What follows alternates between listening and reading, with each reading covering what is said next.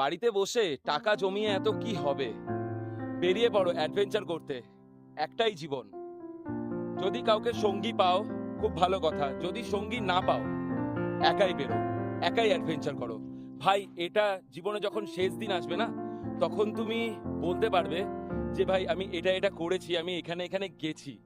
তো কোনো রকম বাধা বিপত্তিতে আটকেও না, কাজ করবে, কাজও করো, তার মধ্যে কিন্তু বেরিয়ে পড়ো এক্সপ্লোর করতে, অ্যাডভেঞ্চার করতে।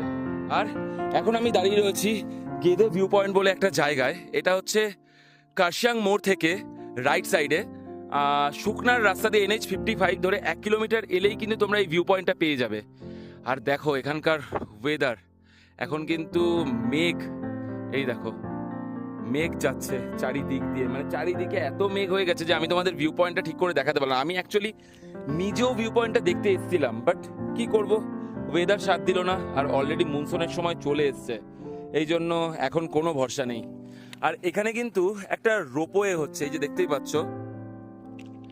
এই রোপওয়েটা মেবি নেক্সট স্টার্ট হবে, হতেও পারে, আমি খুব একটা জানি না এখানে, সবে আমি তো নতুন এসছি, প্রথমবার এসছি, এবার আস্তে আস্তে জানাবো। আর চলো, এই তো হলো ভিউ পয়েন্ট দেখা, এই হচ্ছে ব্যাপার। তবে রোপওয়েটা স্টার্ট হলে কিন্তু খুব সুন্দর লাগবে দেখতে জায়গাটা। এখানে আমার বাইক দাঁড়িয়ে আছে, ভাই পাহাড় কাঁপাচ্ছে, পাহাড় কাঁপাচ্ছে।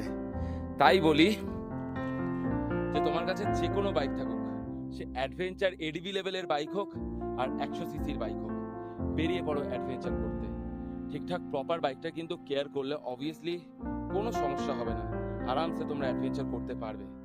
তো চলো, এখানে আর বেশি কথা বলবো না, এবার এখান থেকে বেরোবো নেক্সট ডেস্টিনেশন।